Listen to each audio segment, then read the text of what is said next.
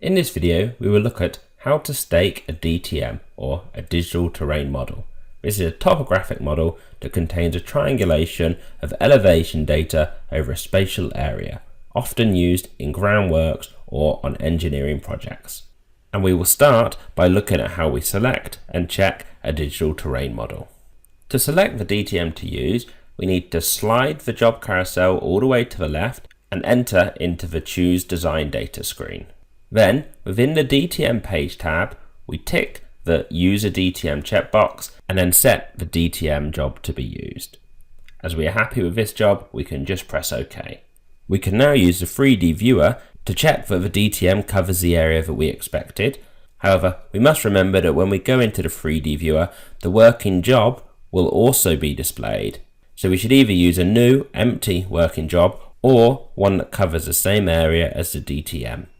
As this is what we have here, we can just enter the 3D viewer.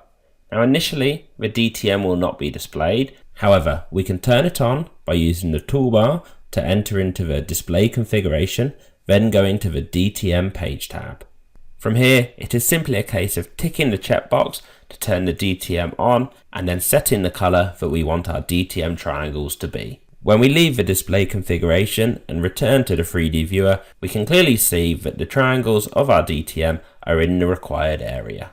With our DTM selected and checked, we can now move on to staking to it. To do this, we first need to locate and then select the Stake DTM app from the app carousel.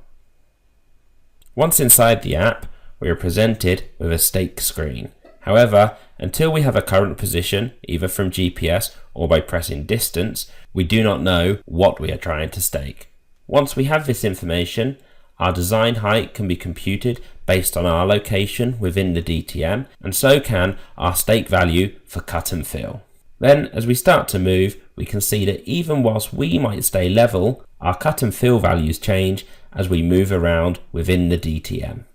So wherever we move to, we always know the difference between our current height and the design height of the DTM. In some cases, we might need to stake the DTM at specific 2D positions. For this, we can combine staking DTM and staking points together using one app. That app is called Stake Points and DTM, and we will use it right now.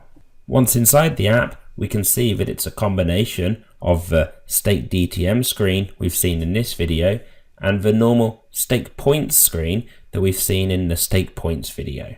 As with normal point staking, we can just tap the point that we want to use. However, we can see that our target for staking and the highlighted point are slightly different. That's because the planned position has come from our points coordinates, whereas the design height is coming through from our DTM. Staking this point will actually be no different from what we covered in the Stake Points video. So staking to a DTM, to a point, or to a DTM and point is always a relatively simple process thanks to Leica Captivate.